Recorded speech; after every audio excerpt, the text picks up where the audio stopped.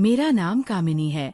मैं 24 साल की हूँ, लेकिन मेरी सुंदरता और भरा हुआ बदन ऐसा है कि लोग मुझे 18 साल की जवान औरत समझते हैं। मेरा आकर्षण ऐसा है कि कोई भी लड़का मुझे देखकर पागल हो जाए। मेरे घर में किराए पर एक लड़का रहता है, सुनील। 22 साल का, हट्टा कट्टा और हैंडसम। जब भी मैं सच संवर कर, खासकर साड़ी पहनकर उसके घर जाती हूँ, वह मुझे घूर घूर कर देखता है, जैसे उसकी नजरें मुझसे हट ही ना पाए। मेरा उसके घर आना जाना लगा रहता है, और हर बार जब मैं साड़ी का पल्लू संभालती हूँ या जानबूझकर उसे थोड़ा गिरने देती हूँ, सुनील की नजरें और तेज हो जाती है। उसका मुझे इस तरह देखना मेरे मन में एक अजीब सी हलचल पैदा करता है। एक दिन मैंने लाल साड़ी पहनी, हल्का मेकअप किया और चूड़ियों की खनक के साथ सुनील के घर गई। जैसे ही मैं अंदर दाखिल हुई, उसकी नजरें मुझ पर टिक गई।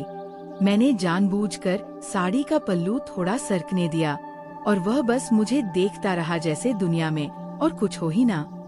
मैंने हंसते हुए पूछा, क्या बात है सुनील, आज कुछ ज्यादा ही खोए हुए हो? वो हड़बड़ा गया, लेकिन उसकी आंखों में वह चमक थी जो सब कुछ बयान कर रही थी। कहानी का यह मोड़ मेरे लिए रोमांचक था। हर बार जब मैं सुनील के घर जाती, वो पल कुछ खास बन जाते। उसका मुझे घूरना, मेरी साड़ी की सिलवटों पर उसकी नजर और मेरी चूड़ियों की खनक, ये सब मिलकर एक अनकही कहानी बुन रहा था। आगे क्या होगा, ये तो वक्त ही बताएगा। लेकिन फिलहाल ये छोटे छोटे पल मेरे दिन को रंगीन बना रहे थे। एक शाम मैंने गहरे नीले रंग की साड़ी पहनी, हल्का मेकअप किया और बालों को खुला छोड़ दिया। सुनील का किराए का बिल लेने के बहाने मैं उसके घर गई। दरवाजा खटखटाया तो उसने जल्दी से खोला, लेकिन उसकी आंखें कुछ लाल थी और चेहरा थोड़ा उतरा हुआ। मैंने पूछा, सुनील क्या बात है, तबीयत ठीक नहीं लग रही? वो हल्का सा मुस्कुराया और बोला, बस थोड़ा बुखार सा है कामिनी जी। मैंने हंसते हुए कहा, बुखार? कहीं मेरी साड़ी का ताप तो नहीं चख गया? मेरी बात पर वो हड़बड़ा गया, लेकिन उसकी आंखों में वही चमक थी जो मेरे सामने हमेशा नजर आती थी। मैंने जानबूझकर साड़ी का पल्लू थोड़ा सरकने दिया और पास की कुर्सी पर बैठ गई। लाओ तुम्हारा माथा देखो, मैंने कहा और हल्के से उसका माथा छुआ। उसका चेहरा और गर्म हो गया, लेकिन मुझे यकीन था कि ये बुखार दवा से नहीं, मेरे आकर्षण से चढ़ा था। सुनील, तुम्हें आराम करना चाहिए, मैंने धीमी आवाज में कहा, और मेरी नजर उसकी नजरों से टकराई।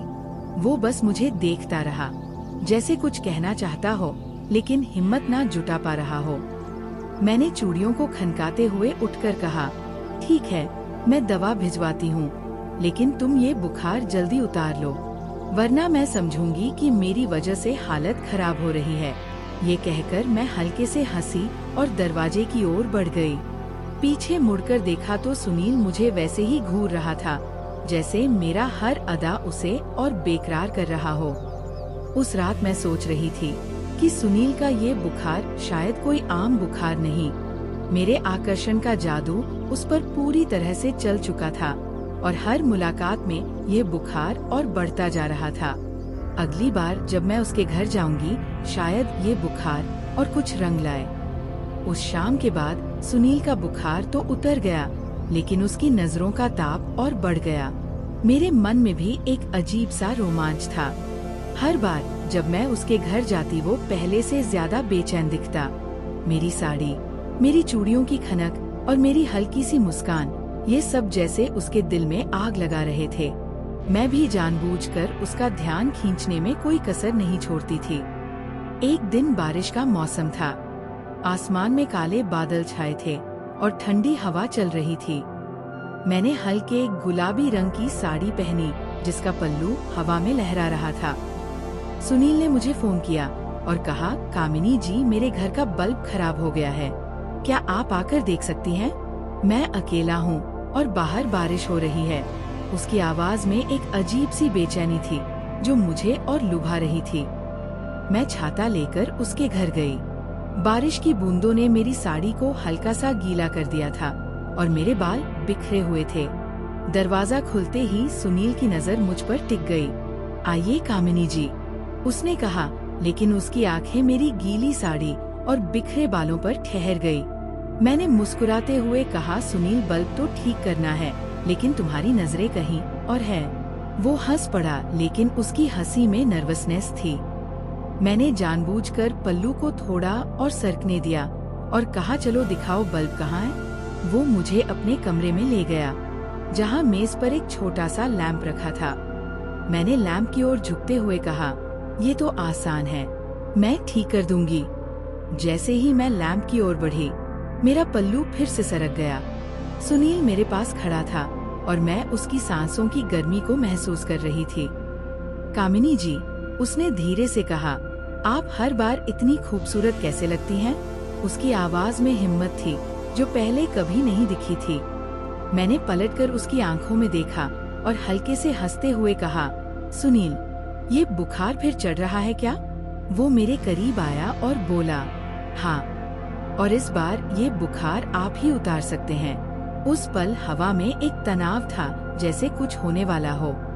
मैंने हल्के से उसका कंधा थपथपाया और कहा, सुनील, पहले बल्ब ठीक करो, फिर बुखार की बात करेंगे। मैं हंसते हुए बाहर निकल आई, लेकिन मेरे मन में एक तूफान उठ रहा था।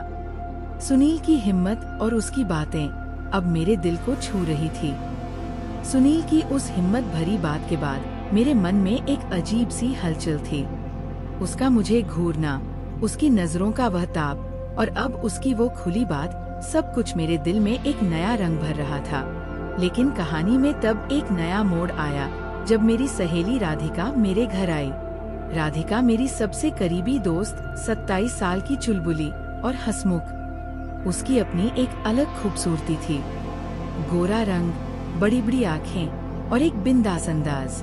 एक दिन मैं और राधिका मेरे घर की बालकनी में बैठकर गपशप कर रहे थे। मैंने उसे सुनील की बातें बताई, कैसे वह मुझे घूरता है, कैसे मेरी साड़ी का पल्लू सरकने पर उसकी सांसें तेज हो जाती है और कैसे उसने उस दिन मुझसे खुलकर बात की। राधिका ने हंसते हुए कहा, कामिनी, तू तो इस लड़के को पागल कर रही है, लेकिन जरा मुझे भी तो देखने दे, ये सुनील कितना हैंडसम है। उसी शाम मैंने राधिका को अपने साथ सुनील के घर ले जाने का फैसला किया। मैंने फिर से अपनी पसंदीदा काली साड़ी पहनी और राधिका ने एक चुटकीली हरी ड्रेस चुनी जो उसके बिंदास अंदाज को और निखार रही थी। हम दोनों सुनील के घर पहुँचे। दरवाजा खटखटाने पर सुनील ने खोला और उसकी नजर पहले मुझ पर पड़ी, फिर राधिका पर ठहर गई। मैंने देखा उसकी आंखों में एक पल के लिए वही चमक थी जो मेरे लिए होती थी। सुनील, ये मेरी सहेली राधिका है, मैंने मुस्कुराते हुए कहा। राधिका ने अपने चिर परिचित अंदाज में हाथ बढ़ाया और बोली, हाय सुनील, कामिनी ने तुम्हारे बारे में बहुत बताया। सुनील ने हल्का सा हंसकर उसका हाथ थामा, लेकिन मैंने गौर किया कि उसकी नजर बार बार मेरी ओर लौट रही थी। मैंने जानबूझकर साड़ी का पल्लू थोड़ा संभाला और सुनील की आंखें फिर मेरे ऊपर टिक गई। राधिका ने बात शुरू की, सुनील, तुम तो कामिनी की तारीफों में डूबे रहते हो, है ना? उसकी बात में मस्ती थी, लेकिन सुनील थोड़ा शर्मा गया। नहीं, ऐसा नहीं है, मतलब कामिनी जी वाकई बहुत। वो रुक गया जैसे शब्द ढूंढ रहा हो। राधिका ने हंसते हुए कहा, अरे शर्माओ मत, कामिनी का जादू तो मुझ पर भी चलता है। मैंने राधिका को हल्की सी कोहनी मारी और हंस पड़ी, लेकिन जैसे जैसे बातें बढ़ी मैंने देखा कि राधिका का बिंदास अंदाज सुनील को भी लुभा रहा था। वह उसकी बातों पर हंस रहा था और राधिका भी जानबूझकर उसे छेड़ रही थी। एक पल के लिए मेरे मन में जलन सी उठी। मेरा आकर्षण, जो सुनील के बुखार की वजह था, अब कहीं राधिका के सामने फीका तो नहीं पड़ रहा था। मैंने मन ही मन सोचा, नहीं, ये मेरा खेल है और मैं इसे और मजेदार बनाऊंगी। उस रात राधिका के जाने के बाद मैंने सुनील को मैसेज किया, सुनील, राधिका कैसी लगी? उसका जवाब तुरंत आया, वो तो बहुत मजेदार है, लेकिन कामिनी जी आप जैसा कोई नहीं। उसका मैसेज पढ़कर मेरे चेहरे पर मुस्कान आ गई। सुनील का बुखार अभी भी मेरे लिए ही था, लेकिन राधिका के आने से इस कहानी में एक नया रंग जुड़ गया था। क्या तुम चाहती हो कि अब राधिका और सुनील के बीच कुछ और इंटरेक्शन हो, या कामिनी अपने आकर्षण का जादू और तेज करें। सुनील का वो मैसेज पढ़कर मेरे मन में एक सुकून तो था, लेकिन राधिका के बिंदास अंदाज ने मेरे अंदर एक नई हलचल भी पैदा कर दी थी। मैंने ठान लिया कि अब मैं अपने आकर्षण का जादू और तेज करूंगी। सुनील का बुखार मेरे लिए ही था और मैं इसे और भड़काने वाली थी। राधिका मेरी सहेली थी, लेकिन इस खेल में मैं पीछे नहीं हटने वाली थी। अगले दिन मैंने जानबूझकर एक खास मौका चुना। सुनील ने बताया था कि उसे अपने कमरे की कुछ चीजें ठीक करवानी है और मैंने मौके का फायदा उठाने का फैसला किया। मैंने एक गहरे लाल रंग की साड़ी चुनी जो मेरे भरे हुए बदन को और निखार रही थी। साड़ी का पल्लू पारदर्शी था और मैंने अपने बालों को हल्का सा गीला छोड़ दिया, जैसे बारिश में भीग कर आई हूँ। चूड़ियों की खनक और हल्का सा परफ्यूम मेरा हर अंदाज सुनील को बेकरार करने के लिए तैयार था। मैंने राधिका को भी बुलाया। राधिका, चल मेरे साथ, सुनील के घर कुछ सामान देखना है, मैंने कहा। राधिका ने अपनी चिर परिचित मुस्कान के साथ हामी भरी और एक टाइट कुर्ती और जीन्स में मेरे साथ चल पड़ी। मुझे पता था कि राधिका का बिंदास अंदाज सुनील को लुभाता है, लेकिन आज मैं उसे दिखाने वाली थी कि मेरा आकर्षण बेजोड़ है। सुनील के घर पहुंचते ही उसने दरवाजा खोला। उसकी नजर पहले मुझ पर पड़ी और मैंने देखा कि उसकी आंखें एक पल के लिए रुक गई। मेरी लाल साड़ी और गीले बालों ने जैसे उसे जकड़ लिया हो। फिर उसकी नजर राधिका पर गई, जो अपने चुलबुले अंदाज में बोली, क्या सुनील आज फिर बुखार चढ़ गया? सुनील हंस पड़ा, लेकिन उसकी नजर बार बार मेरी ओर लौट रही थी। मैंने जानबूझकर कमरे में इधर उधर टहलते हुए साड़ी का पल्लू थोड़ा सरकने दिया। सुनील, ये सामान कहाँ रखवाना है? मैंने पूछा और जानबूझकर उसकी ओर झुककर एक बक्सा उठाया। मेरी चूड़ियों की खनक और मेरे परफ्यूम की खुशबू ने कमरे का माहौल गर्म कर दिया। सुनील ने हकलाते हुए कहा, वो कोने में रख दीजिए कामिनी जी, लेकिन उसकी आवाज में वह बेचैनी थी जो मुझे और उकसा रही थी। राधिका भी पीछे नहीं थी। वह सुनील के पास गई और मजाक में बोली, सुनील, तुम्हें तो कामिनी की साड़ी ने घायल कर दिया, मेरी कुर्ती का कोई चांस नहीं। उसकी बात पर हम तीनों हंस पड़े, लेकिन मैंने देखा कि सुनील की नजर मेरे चेहरे पर ही टिकी थी। मैंने धीरे से कहा, राधिका, सुनील का बुखार मेरी वजह से है, तू इसे और मत बढ़ा। मेरी बात में मस्ती थी, लेकिन उसमें एक चुनौती भी थी। उसी पल सुनील ने हिम्मत जुटाई। वह मेरे करीब आया और धीरे से बोला, कामिनी जी, राधिका बहुत अच्छी है, लेकिन आप जो जादू करती हैं वह कोई नहीं कर सकता। उसकी बात सुनकर मेरे दिल में एक जीत सी महसूस हुई। राधिका ने हंसते हुए ताली बजाई। वाह सुनील, ये तो लव लेटर जैसा था। लेकिन मैं जानती थी कि सुनील का दिल अब पूरी तरह मेरे आकर्षण में डूब चुका था। उस दिन के बाद राधिका ने मजाक में कहा, कामिनी, तूने तो सुनील को पूरी तरह अपने बस में कर लिया। अब बता, तेरा अगला प्लान क्या है? मैंने सिर्फ मुस्कुराकर कहा, राधिका, अभी तो खेल शुरू हुआ है। मेरे मन में सुनील का बुखार और बढ़ाने की ठान चुकी थी, और अब मैं देखना चाहती थी कि ये कहानी कहाँ तक जाती है। क्या तुम चाहती हो कि अब कहानी में सुनील कोई बड़ा कदम उठाए? मेरा आकर्षण और सुनील का बुखार जारी। सुनील की उस खुली बात ने मेरे मन में एक नया जोश भर दिया था। उसकी नजरों का ताप, उसकी हिम्मत और मेरे आकर्षण का उस पर असर, यह सब अब एक ऐसे मोड़ पर आ चुका था जहां हर पल कुछ खास होने की उम्मीद थी। राधिका का बिंदास अंदाज इस कहानी में मसाला तो डाल रहा था, लेकिन मैं जानती थी कि सुनील का दिल अब मेरे ही इर्द गिर्द घूम रहा था। मैंने ठान लिया कि अब समय है इस खेल को और आगे ले जाने का।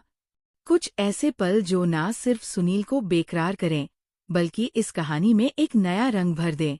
एक शाम मैंने सुनील को फोन किया। सुनील, मेरे घर का बिजली का मीटर खराब हो गया है, क्या तुम आकर देख सकते हो? मैंने अपनी आवाज में हल्की सी मिठास खोली। सुनील तुरंत तैयार हो गया।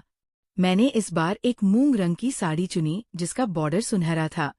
साड़ी का पल्लू हल्का सा पारदर्शी और मेरे गले में एक पतली सी माला। मेरा हर अंदाज आज सुनील को और दीवाना बनाने के लिए था। मैंने जानबूझकर अपने बालों को खुला छोड़ा और चूड़ियों की खनक को थोड़ा और बढ़ाया। सुनील जब मेरे घर आया, मैंने उसे ड्राइंग रूम में बिठाया। बस 1 मिनट, मैं चाय बनाकर लाती हूँ, मैंने कहा और किचन की ओर बढ़ी। मैंने जानबूझकर साड़ी का पल्लू थोड़ा ढीला छोड़ा ताकि जब मैं चाय लेकर लौटूं तो उसकी नजरें फिर मेरे ऊपर टिक जाए। जैसे ही मैं चाय का ट्रे लेकर आई, सुनील की आंखें मेरे चेहरे से लेकर मेरी साड़ी की सिलवटों तक घूम रही थी। कामिनी जी, आप हर बार और खूबसूरत कैसे हो जाती हैं? उसने हकलाते हुए कहा। मैंने हंसकर जवाब दिया, सुनील, ये तो बस साड़ी का जादू है। अब बताओ, मीटर ठीक कर सकते हो या सिर्फ तारीफें ही करोगे? वो हंसा और मीटर चेक करने के लिए बाहर गया। मैं भी उसके पीछे छे गई और जानबूझकर उसके पास खड़ी हो गई। हल्की सी ठंडी हवा चल रही थी और मेरा पल्लू हवा में लहराने लगा।